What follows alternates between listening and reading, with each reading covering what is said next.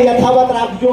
જેટલા પણ ખેડૂતોના પ્રશ્ન છે એ અહીંયાની જ્યારે સમિતિ બને છે એ સમિતિમાં પોતાના નામ લખાવી અને જે ખેડૂતો માટે કામ કરવા માંગે છે આવનાર દિવસોમાં આ વિસ્તારના જે પ્રશ્ન છે, પછી વીજળીનો પ્રશ્ન હોય તો ભલે, પાક નુકસાનના વળતરનો પ્રશ્ન હોય તો ભલે, પાક વીમાનો પ્રશ્ન હશે તો પણ ભલે, આ તમામ મુદ્દાને લઈ અને આવનાર દિવસોમાં લડશું। ટેકાના ભાવે જ્યાં ખરીદીમાં નાનો મોટો અન્યાય થતો હોય તો એ માટે પણ રજૂઆતો કરીશું। એવું ક્યારેય ન સમજતા કે રાજુ કરપડા લડાઈ છોડી દેશે। હું આજે ખાતરી આપવા માટે આવ્યો છું કે જીવનભર જ્યાં સુધી જીવીશ ત્યાં સુધી મારી પર જેટલા લોકો આક્ષેપો કરવા હોય એટલા કરે, રાજુ કરપડા ખેડૂતોની લડાઈ કાયમ માટે લડતો રહેશે। સૌથી મહત્વની વાત કરીને મારી વાત પૂરી કરું છું કે હામા ડાળે ગાડી ચડાવવાની જવાબદારી ભગવાન શ્યામના ચરણોમાં મૂકી છે। આજે જ્યારે ચૈત્રી નવરાત્રીની શરૂઆત થઈ છે ત્યારે માં જોગમાયાને પ્રાર્થના કરીએ છીએ કે આવનાર દિવસોમાં 24 તારીખ સુધીના અમારા તમામ કાર્યક્રમો સફળ થાય। માં, પહેલી વાર એવું બન્યું છે કે મેં આવડું મોટું જોખમ લૂંટાવ્યું છે। પહેલી વાર એવું બન્યું છે કે આવડી મોટી યાત્રા જે ગુજરાતના ઇતિહાસમાં 40 વર્ષનો ઇતિહાસ ચેક કરો, 40 વર્ષમાં કોઈએ સૌરાષ્ટ્રમાં યાત્રા નથી કાઢી, એવડી યાત્રા આપણે કરવા નીકળ્યા છીએ।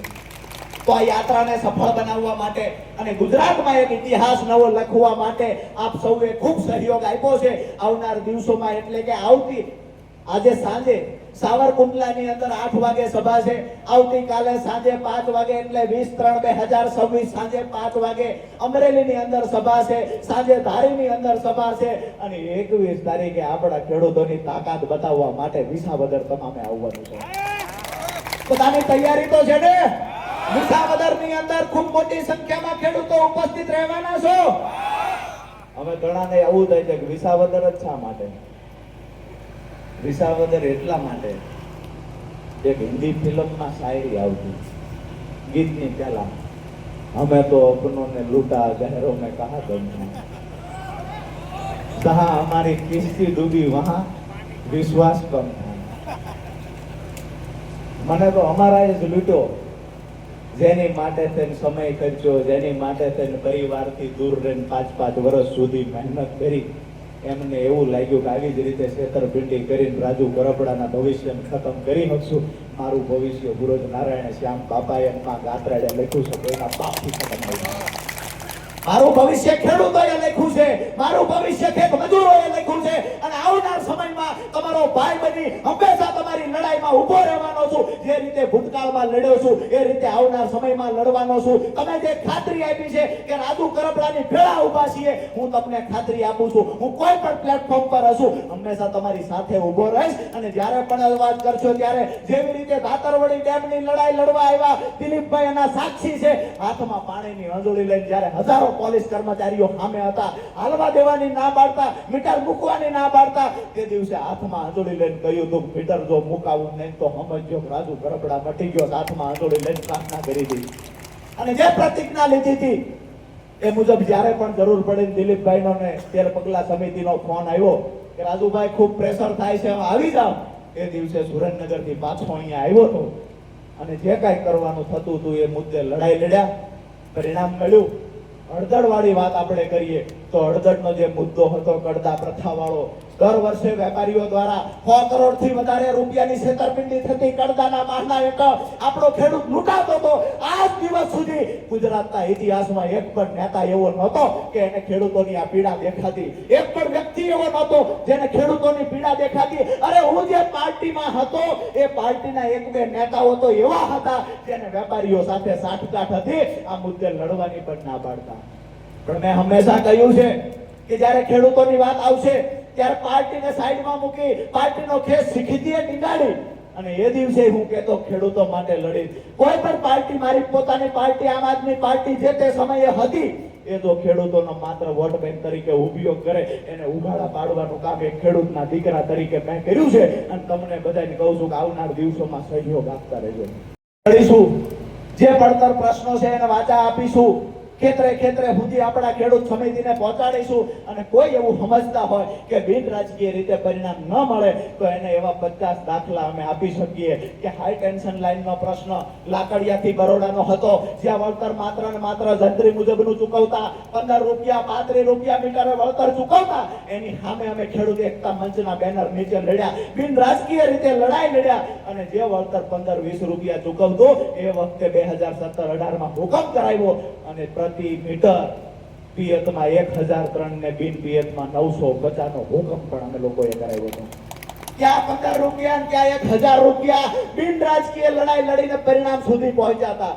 પાક નુકસાનના વળતરની વાત કરીએ, બિન રાજકીય રીતે લડાઈ લડી સુરેન્દ્રનગર જિલ્લાના ખેડૂતોને જ્યારે અતિવૃષ્ટિ હોય, કમોસમી વરસાદ હોય અને કહેવામાં આવે અધિકારીઓ દ્વારા કે પ્રાથમિક રિપોર્ટ તૈયાર થઈ ગયો, વળતર નહીં મળે, નુકસાન નથી, તો એની સામે અવાજ ઉઠાવ્યો છે, આંદોલનો કર્યા છે અને 5-5 વખત સુરેન્દ્રનગર જિલ્લાના ખેડૂતોને વળતર અપાવડાવ્યું છે. બિન રાજકીય લડાઈથી શું ના થઈ શકે? અરે એ હતા 3 કાયદાની સામે લડતા ખેડૂતો, બિન રાજકીય રીતે લડત લડ્યા છે અને 3 કાયદા કેન્દ્ર સરકારે પરત ખેંચવા પડ્યા છે. આ અમારા ખેડૂતોની તાકાત છે. અરે હરિયાણાના ખેડૂત લડી શકે, પંજાબના ખેડૂત લડી શકે, ઉત્તર પ્રદેશના ખેડૂત લડી શકે, અમારો સૌરાષ્ટ્રનો ખેડૂત શા માટે ન લડી શકે? આવનાર દિવસોમાં તમારા સહકારની સાથની જરૂર છે. જ્યાં પણ જરૂર હશે ત્યાં મજબૂતાઈથી લડીશું. જે પણ પ્લેટફોર્મ પસંદ કરવાનું થાય એ દિવસની વાત એ દિવસે છે. ક્યાંય કુલડીમાં ગોળ ભાંગવાનો નથી. મેં પહેલા પણ કહ્યું ને આજ પણ કહું છું, તમે એવું માનીને તો નથી આવ્યા ને કે રાજુ કરપડા ક્યાંક પાર્ટીમાં ક્યાંય જોડાઈ જાય તો જેવી રીતે આમ આદમી પાર્ટીએ ગાળો દીધી તમે જ નથી દેવાના ને? જ્યાં હશું ત્યાં તમારી હારે હશો. 2 હાથ ઊંચા કરીને મને ફરી વખત ખાતરી આપો, હું જ્યાં હશું ત્યાં હારે હશો. આકલો કરીને હા પાડો. હવે હારે કોણ નથી ઊંચો હાથ કરે, મતલબ સાફ છે, બધા હારે છે. અમે જેને પીડા થાય છે, જેને ભાડુથી માણા બેહર્યા આમાં લખવા માટે, એના ભાવ આજકાલ વધવાના.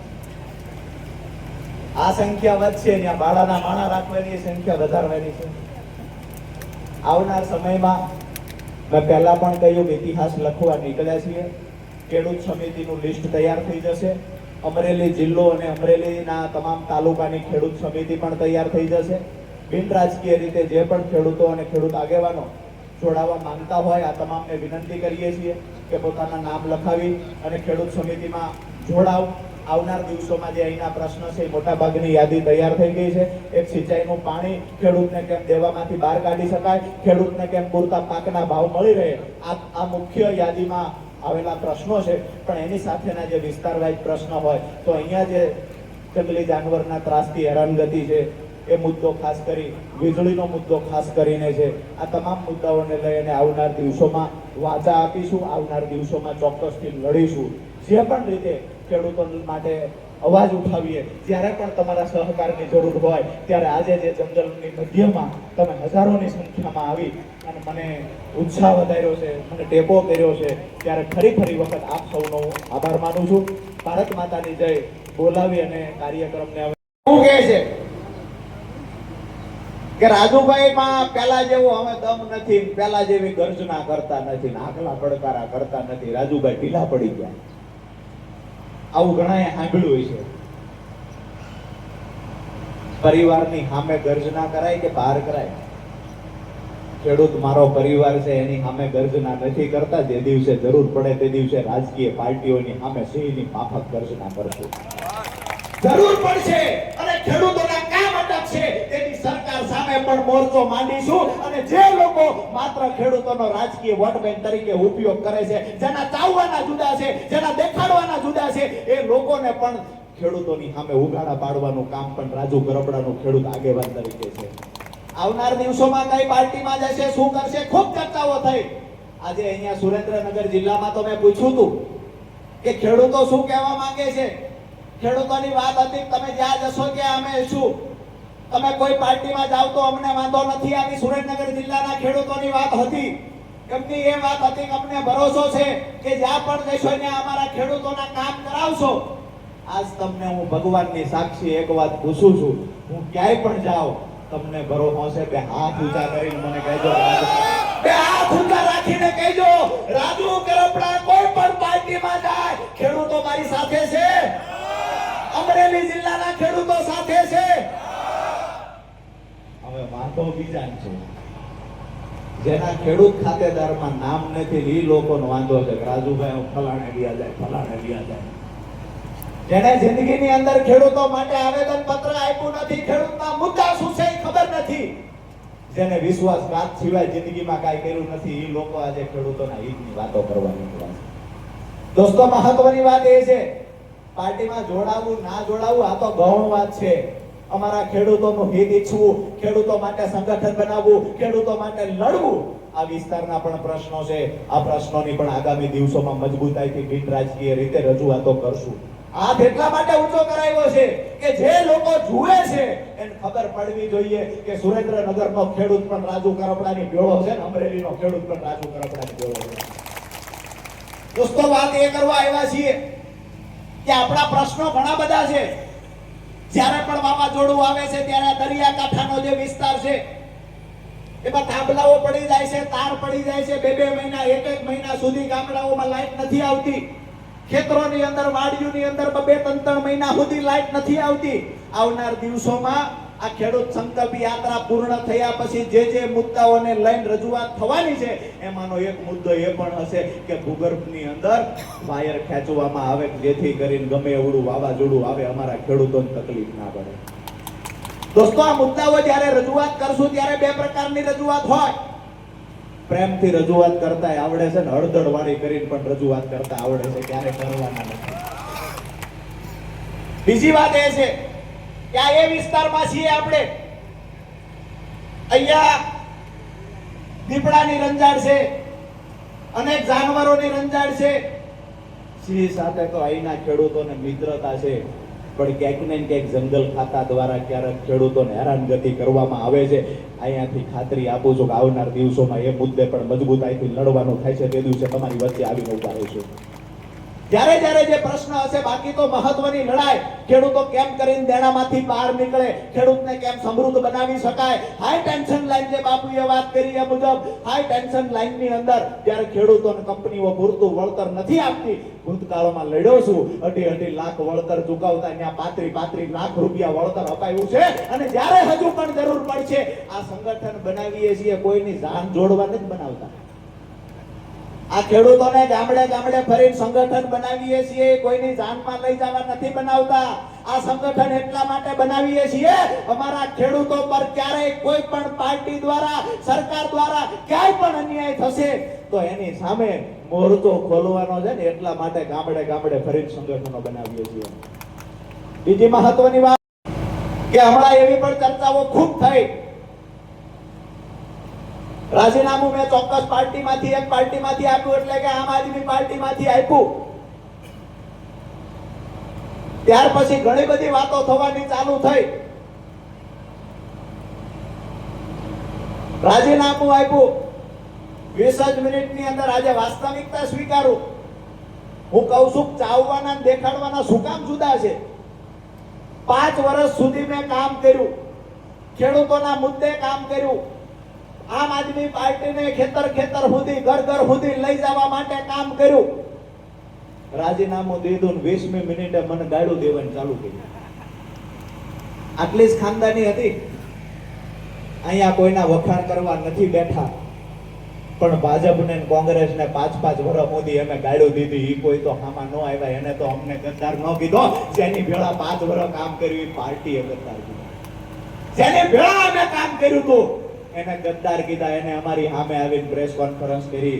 એમને એમના ભાડુતી માણસો રાખી રાજુ કરપડાને ખરાબ ચિતરવાના પ્રયત્ન કર્યા. આ શ્યામ સુંદર ભગવાનની આયા પટાંગણમાંથી એક ખાતરી આપું છું, જેને પણ બદનામ કરવાના પ્રયત્ન કર્યા છે એ અમારો ઇતિહાસ વાંચી લે. જેની સામે અમે પડશું ને એને ઠેક તળિયા સુધી લઈ જવાને પણ તૈયારી છે. જેને ઇતિહાસ નથી વાંચ્યો એ ઇતિહાસ વાંચી લે. ખેડૂતો રાજુ કરપડાના દિલમાં છે અને ખેડૂતો માટે 4 વખત મારી પર કેસ થયા છે. આવનાર સમયમાં ખેડૂતો પર કેસ થશે, સરકાર સામે લડવાનું થશે. તો આજ ભારતીય જનતા પાર્ટીની સરકાર સામે અવાજ ઉઠાવવાનો થાય તો અમારી પૂર્ણ તૈયારી છે. પણ એક વાતની ખાતરી એ પણ આપીએ કે આમ આદમી પાર્ટીના ચાવવાના દેખાડવાના જુદા છે ને દરેક ગામડે ગામડે ફરીને ખેડૂતોને બતાવવાનું કામ પણ રાજુ કરપડા આવે કરશે. વિષય એ છે કે તમારી ભેગા રહ્યા ત્યાં સુધી ખૂબ સારા હતા. 56 ની સાથી, 72 ની સાથી, કેટલી બતાવી. અમારી ભેગા હતા તો ડરપોક નહોતા, અમારી ભેગા હતા તો હાવજ જેવા હતા. રાજીનામું દીધું 20 મિનિટે કે બસ હવે હાવજ નથી, અમે તો ડરપોક છો. હવે જેની ઉપર જિંદગીમાં એકય કેસ પાર્ટીમાં આવ્યા પછી નથી થયો, જેને આંદોલન છે અહીંયા પોલીસ જાજી ભાળીને જે ભાગી જાય છે એ પાછા ડરપોકના પ્રમાણિકતાના સર્ટિફિકેટ વેચે છે. અમારો ઇતિહાસ તો વાંચજો. અમે જેનું બાવડું પકડ્યું છે ને એનું છેલ્લા શ્વાસ સુધી મુકતા નથી. ખેડૂતોનું બાવડું પકડ્યું છે, છેલ્લા શ્વાસ સુધી લડવાની તૈયારી છે. રાજકીય પાર્ટીઓ ખેડૂતોનો વોટ બેંક તરીકે ઉપયોગ કરે તો બિલકુલ નહીં ચલાવી લેવાય. આજે 19 તારીખે જ્યારે આપણે આ યાત્રાની શરૂઆત કરી છે, 2 કારણો છે કે 19 તારીખ શા માટે પસંદ કરવામાં આવી. તો એક તો એટલા માટે કે ચૈત્રી નવરાત્રીની શરૂઆત આજથી થાય છે. એટલે માતાજીના ચરણોમાં પ્રાર્થના કરીને માતાજી આગામી દિવસોમાં લડવાની તાકાત આપે એવી પ્રાર્થના કરી છે. અને બીજું કારણ કે અહીંયા જે પાર્ટી ચાવવાના દેખાડવાના જુદા છે, અહીંયા એમએસપી ના મુદ્દે ક્યાંક ને ક્યાંક ખેડૂતો માટે રજૂઆત કરતા હોય એવું દેખાડે. એમએસપી ના મુદ્દે રેલીઓ કાઢે છે. પંજાબની અંદર આજે 19 તારીખે 1 વર્ષ પૂરું થયું. પંજાબના 700 ખેડૂતોને જેલમાં પૂરી દીધા હતા, દંડા માર્યા હતા. એ પણ વાત ખેડૂતોની વચ્ચે કરશું. તમને સારું લાગે છે કે ગુજરાતની અંદર ગમે એવડી વાતો કરીએ છીએ, પંજાબમાં દંડા મારવાના, અહીંયા ગુજરાતમાં કહીએ ખેડૂતો હારે અન્યાય થાય છે, ખેડૂતને એમએસપી મળવો જોઈએ. આ વિષય શા માટે? પ્રમાણિકતા હોય ખેડૂતો માટે લડવાની તો તમામ જગ્યાએ હોવી જોઈએ. ખેડૂતો માટે ખરેખર તમને લાગણી છે તો ત્યાં પણ લાગણી હોવી જોઈએ. અરે એક વાત પણ કહેવા આવ્યો છું, ક્યારે આ વાત નહોતી કરવી. મેં પહેલા પણ કહ્યું હતું હું ચૂપ છું, મને ચૂપ રહેવા દેજો. મેં પહેલા પણ કહ્યું હતું મારે પત્તા નથી ખોલવા, મને મૂંગો રહેવા દેજો. બાકી તમારી એક રંગની વાત અમે જાણીએ છીએ. આવનાર દિવસોમાં પણ અમારી ખાનદાની છે એટલે ચૂપ બેઠા છીએ. પણ ચોક્કસ એક વાત કરીશ અહીંયા અને તમામ જિલ્લાઓની અંદર કરીશ કે આ લોકોને મેં નજીકથી જોયા છે. તમને સારું લાગે અહીંયા મત આપજો, જે પાર્ટીમાં મત આપવું હોય ને આપજો. પણ હું જેને છોડીને આવ્યો છું ને ગદ્દાર છે ને એની નજીક ક્યાંય ન જાતા. આ બે હાથ ઊંચા કરીને ખાતરી આપજો. બધા તૈયાર છો? જેને મને ગદ્દાર ચિત્રો છે આવનાર સમયમાં એનો બદલો લેવાની તૈયારી છે. બે હાથ ઊંચા કરીને કહેજો જેને ગદ્દાર ચિત્રો એનો બદલો લેશો. હવે જેને ગદ્દાર ચિત્રા છે એને કઈ આવતી આપજો. અમે ભેળા હતા તો શું હતું, મને ફોન આવેલો વિસાવદર થી. 2 દી પહેલા જ ફોન આવ્યો મુનાભાઈ. એટલે મને કહેવામાં આવ્યું રાજુભાઈ વિસાવદર કે દિવસે સભા? મેં કીધું 21 તારીખની સભા વિસાવદર છે. મને કે તે દિવસે તમારી હારે આવતા હતા ને હજી તમારી હારે આવવાનું છે પણ બીજી એક વાત કરવાની હતી. મેં કીધું બોલો શું હતું? તો એમને મને એવી વાત કરી કે અમે તો અડીખમ અણવર જોઈને ભેળા આલ્યા તો વરરાજો તેદીએ નતો ગમતો. અને આવનાર દિવસોમાં પણ જે લોકો એવું સમજે છે કે અમે અમારી તાકાતથી ખેડૂતોની વાતો કરીને વિધાનસભામાં 5-15 જણાને લઈ જઈને ચૂંટણી જીતવા નીકળ્યા છે, તમે જેની હારે દુશ્મની કરી છે ને એ ખેડૂતોના દિલમાં છે ને રાજુ કરપડા આવનાર સમયમાં એનો હિસાબે કરશે. મારા ખેડૂતો માટે એ દિવસે તે પ્રમાણિકતાથી લડતા હતા, આવનાર દિવસોમાં પણ પ્રમાણિકતાથી ખેડૂતો માટે લડવાના છીએ. ખેડૂતોના જે પડતર પ્રશ્નો છે તમામ મુદ્દે આગામી દિવસોમાં જ્યારે આ યાત્રા પૂર્ણ થયા પછી સરકારમાં રજૂઆત કરીશું. જે લગત ઓફિસો હશે ત્યાં પણ રજૂઆત થશે. આ વિસ્તારના જે પ્રશ્નો છે એની પણ યાદી તૈયાર થાય છે. એક ફોરેસ્ટ વિભાગની જે રજૂઆત છે ત્યાં પણ રજૂઆત કરીશું. અને આવનાર દિવસોમાં એક સૌથી પ્રશાસન પણ અહીંયા છે અને મીડિયાના મિત્રો પણ અહીંયા છે, ત્યારે એક મહત્વની વાત એ પણ કરું કે અહીંયા જ્યારે ભગવાન તુલસી શ્યામનું મંદિર એટલે સૌરાષ્ટ્રમાં અને ગુજરાતમાં સૌથી સુપ્રસિદ્ધ મંદિરોમાં જંગલની મધ્યે કોઈ મંદિર હોય તો મને એવું લાગે છે કે આખા દેશની અંદર જંગલની મધ્ય મંદિર અને આસ્થાનું કેન્દ્ર હોય તો એ તુલસી શ્યામ છે. તો પ્રશાસનને પણ વિનંતી કરીએ છીએ કે આ તુલસી શ્યામનું મંદિર એટલે બાબરિયાવાડના 42 ગામના ઈષ્ટદેવ તુલસી શ્યામનું મંદિર એટલે પૂરા સૌરાષ્ટ્ર અને ગુજરાતના ખેડૂતોની સાથે તમામ વર્ગ વેપારીઓનું આ તુલસી શ્યામનું મંદિર આસ્થાનું કેન્દ્ર છે. અહીંયા આવનાર લોકોને અડચણ ઊભી ન થાય એ પણ પ્રશાસનને કહીએ છીએ અને આવનાર દિવસોની અંદર જ્યારે પણ અહીંયા કાર્યક્રમો થાય ત્યારે પ્રશાસન એને સહયોગ કરે, સપોર્ટ કરે, આ વિનંતી કરીએ છીએ. અમે નથી ઈચ્છતા કે પ્રશાસન સાથે અમારે ક્યારે નાનું મોટું ઘર્ષણ થાય. એમાં પણ ઘણા બધા લોકો છે જે ખરેખર સુંદર શ્યામ ભગવાનને માને છે, જે સહયોગ કરે છે. આજે પણ મેં ઘણા બધા મિત્રોને પૂછ્યું કે કોઈ અગવડ નથી પડી, પણ મને જાણવા મળ્યું કે ના કોઈ અગવડ નથી પડી. ત્યારે પ્રશાસનના અધિકારીઓ કર્મચારીઓનો પણ આભાર માનીએ છીએ કે અહીંયા વ્યવસ્થા ગોઠવવામાં ખૂબ એમને સહયોગ કર્યો છે. ખાસ કરીને પાર્કિંગ વ્યવસ્થામાં પણ સહયોગ કર્યો છે અને તુલસી શ્યામ જઈએ છીએ આ વાત સાંભળતાની સાથે એમને ક્યારેય કોઈની આજે રોકટોક નથી કરી. આવનાર સમયમાં પણ આવો જ સહયોગ મળતો રહે એ અપેક્ષા રાખીએ છીએ. બીજી એક મહત્વની વાત એ પણ છે કે અમે યાત્રાની શરૂઆત જ્યારે કરતા ત્યારે ઘણા બધા મિત્રોએ કહેલું કે તુલસી શ્યામથી શરૂઆત કરો છો, પણ ખરેખર આવડી મોટી પાર્ટીઓની સામે તમે પૂગી હકશો ખરા? હામાં ઢાળે હાલવાનું કામ શા માટે કરો છો? હામાં ઢાળે ગાડી નહીં ચડે. એમને મેં કહ્યું કે એ ચમત્કાર અમારા તુલસી શ્યામમાં છે. હામાં ઢાળે પર ગાડી ચડશે અને આવનાર સમયમાં તુલસી શ્યામ અહીંયા સુંદર શ્યામ ભગવાનને પ્રાર્થના કરીએ હામાં ઢાળે ચડાવવાની થાય તો બાપ તું ભેળો રહેજે, હામાં ઢાળે ગાડી ચડાવજો. અને ઇતિહાસ એના જ લખાણા છે. જેને હામાં ઢાળે ગાડીઓ ચડાવી છે એના ઇતિહાસ લખાણા છે. અરે કોઈ રાજકીય પાર્ટીના ફંડથી સભાઓ કરે, કોઈ રાજકીય પાર્ટીના ફંડથી બહારના રાજ્યોમાંથી, બહારની સરકારોમાંથી પૈસા લાવીને કોઈ રેલીઓ કરે, ખેડૂતોની વાતો કરવા માટે આવ્યા છે. હું તો એ કહું છું કે અમારા ખેડૂતો સ્વયંભૂ આયોજન કરી રાજુ ગરબડાની રેલી કરે છે ને એને જોરદાર તાળીઓથી અભિનંદન આપીએ. આવનાર સમયમાં પણ આવું સંગઠન મજબૂત રાખતા રહેજો. આજે ખરેખર 1 વાગ્યા કરતા ઉપર સમય થયો છે, તેમ છતાંય તમે ખૂબ મોટી સંખ્યામાં, હજારોની સંખ્યામાં અહીંયા ઉપસ્થિત છો. એ પણ હું વારંવાર કહું છું, જંગલની મધ્યની અંદર તમે ઉપસ્થિત છો. અહીંયા સભા કરવાનું સપનું પણ કોઈ નેતા કે રાજકીય પાર્ટીનો આગેવાન ન જોઈ શકે. રાજુ કરપડા અહીંયા સભા કરીને બતાવી છે ને તમારા બધાનો પ્રેમ છે.